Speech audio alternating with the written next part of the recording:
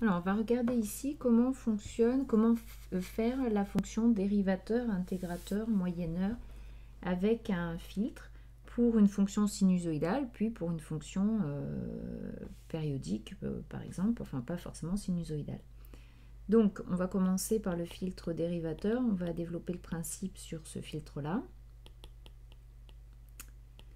Donc, un filtre dérivateur, il doit donner, quand vous mettez donc une entrée E de t, il doit donner une sortie S de t qui est, alors pas forcément directement la dérivée, mais proportionnelle à la dérivée, donc sous la forme A dE sur dt, donc dérivée de E par rapport au temps, où A est une constante.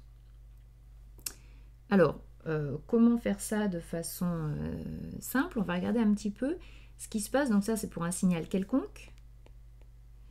Si maintenant je prends un signal sinusoïdal, puisqu'on a expliqué l'intérêt de l'étude de ces fonctions, si on a un signal sinusoïdal, on va travailler en notation complexe.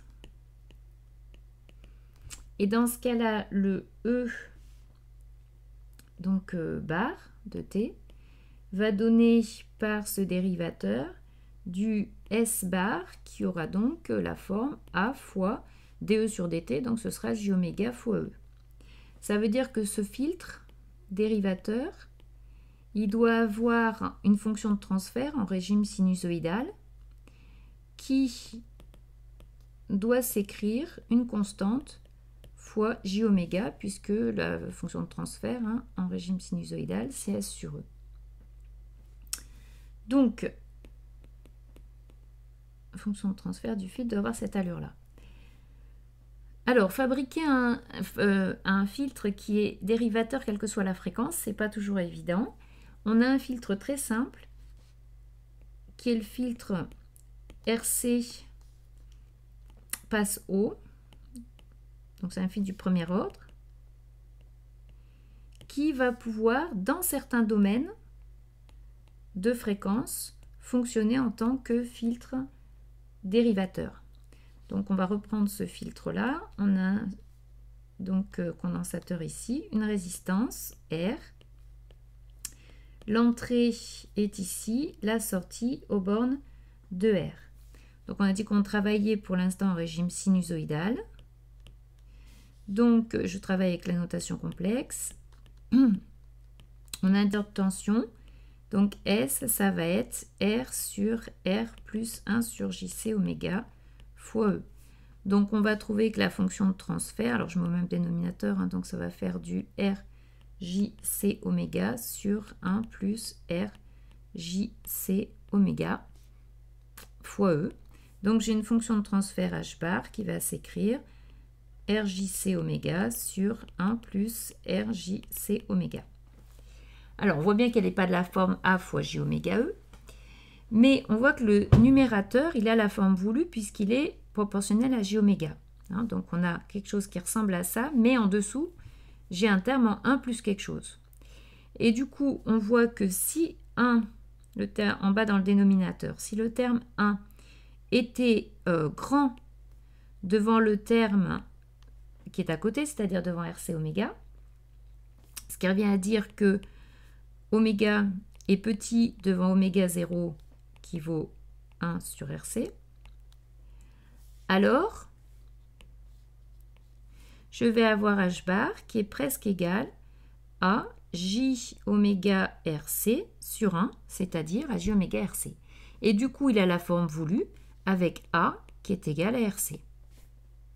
Donc, je vois que si oméga est petit devant oméga 0, le filtre, il agit en tant que dérivateur. Donc, dans ce domaine de fréquence, donc pour une fonction sinusoïdale. Donc, si maintenant j'ai une fonction qui est non pas sinusoïdale, comme je l'avais fait là, mais périodique, de fréquence f, c'est-à-dire de pulsation grand oméga, l'idée c'est toujours la même. Comme on l'a vu précédemment donc dans la vidéo sur la réponse d'un filtre à une fonction périodique, pour un filtre linéaire. Le filtre ici est linéaire, Donc, si je peux écrire E comme la somme des EN étant des fonctions sinusoïdales du temps, donc de pulsation n oméga. Donc, si je sais que le filtre est linéaire. Donc, si je veux trouver la sortie S correspondante, ça va être la somme des Sn.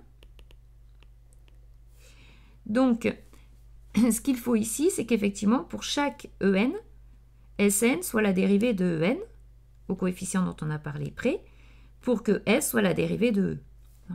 Donc, si Sn, c'est donc grand A dEn sur dt, alors S, par linéarité, ce sera grand A dE sur dt, c'est-à-dire on aura bien fait un filtre dérivateur, et ce sera la dérivée de E. Donc ça va marcher si en fait les fréquences, ou les pulsations, parce qu'on a parlé de pulsations, c'est si les n oméga, pour en tout cas les valeurs des harmoniques qui ont une amplitude importante dans le signal, vérifient la condition qu'on a vue au-dessus, c'est-à-dire sont petites devant oméga 0. Donc ça, bien sûr, ça va marcher. Et donc il va falloir que ça va marcher, pas forcément pour tous les n possibles, mais ça va marcher en tout cas pour tous les... Il faut que ça marche pour tous les n oméga avec n qui correspond à une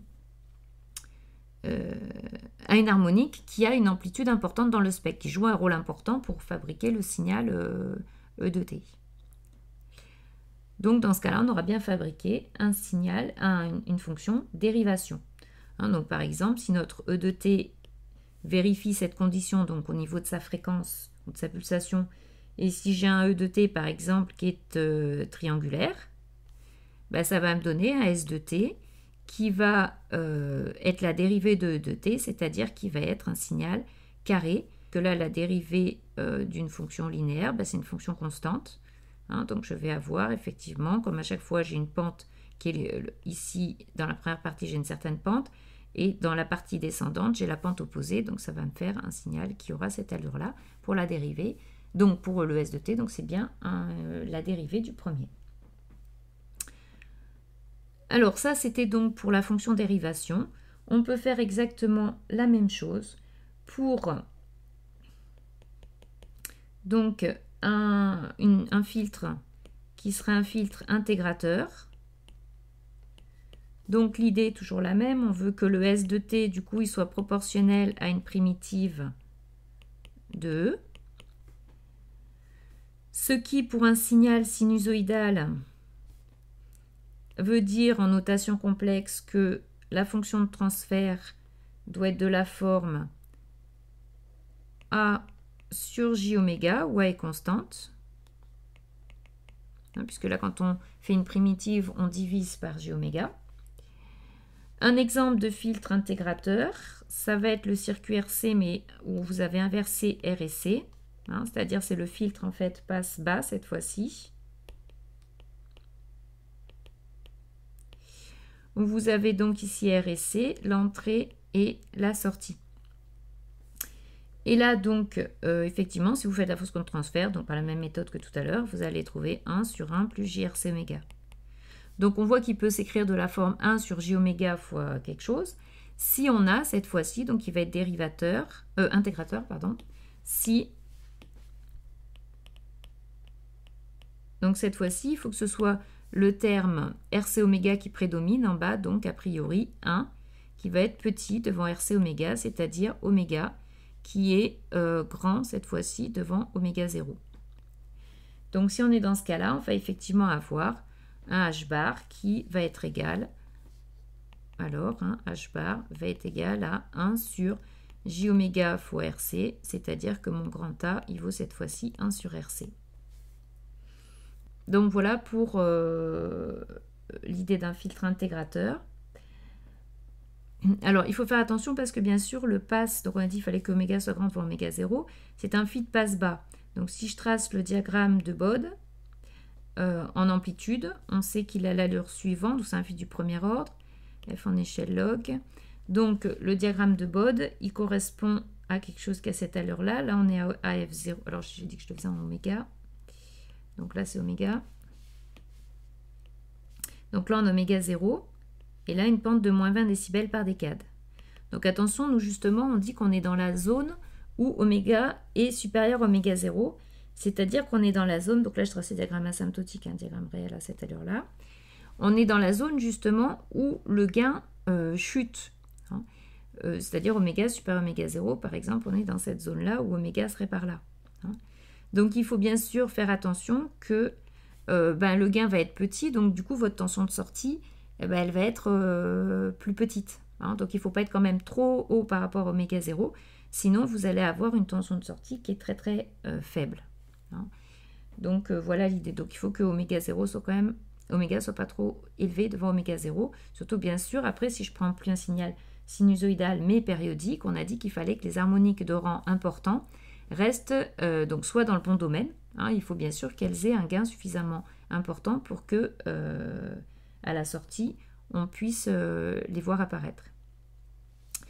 Et cas particulier, le filtre intégrateur peut devenir un filtre moyenneur.